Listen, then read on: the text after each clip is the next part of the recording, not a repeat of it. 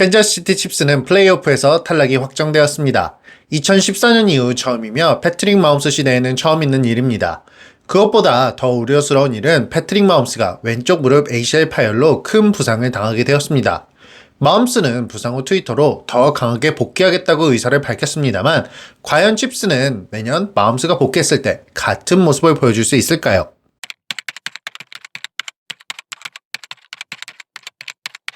칩스는 지난 10년간 계속해서 플레이오프에 올랐고 9년 연속 AFC 1위를 했으며 2020년 이후 6번의 슈퍼볼 중 5번에 나와 3번의 우승을 차지했습니다.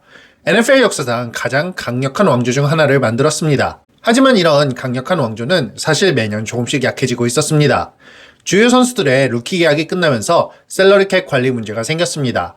이로 인해 최근 몇 년간 마홈스는 특급 리시버 없이 경기를 풀어나갔습니다. 우수한 성적으로 드래프트 순위는 항상 뒤에 있었습니다. 또한 주전급 선수들은 점점 나이를 먹어가면서 전성기에서 내려왔습니다. KC는 예전과 같은 생산성을 보여주지 못했지만 그럼에도 올해 칩스 리시버들 중 리시빙 야드 1위를 기록하고 있습니다. 크리스 존스는 2년간 단 9개의 생만을 기록하였습니다.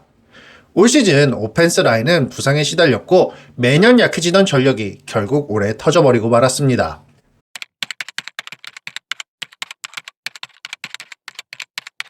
ACL 파열은 보통 8개월에서 12개월의 회복 기간이 필요하며 2026년 시즌 초반에는 복귀가 어려울 수도 있습니다.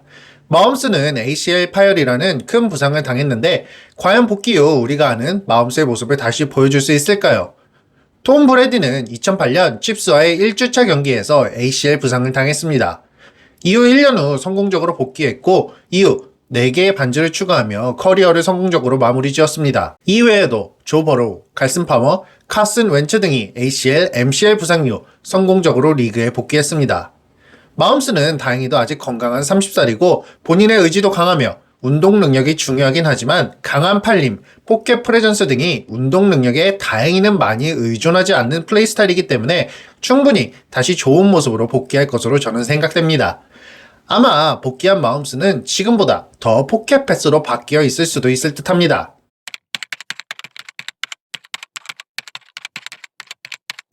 과연 칩스는 남은 경기에서 주전급들을 빼고 신인들에게 기회를 줄까요?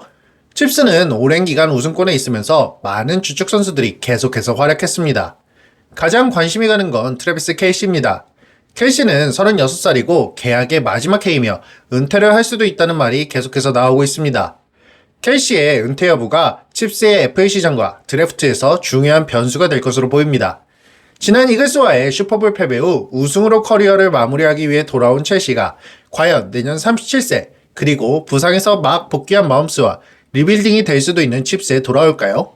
만약 켈시가 돌아온다면 어떤 모습을 보여줄지도 저는 상당히 궁금하네요.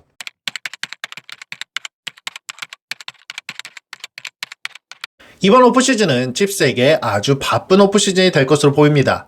가장 먼저 팀의 헤드코치 앤디 리드의 은퇴 가능성이 있습니다.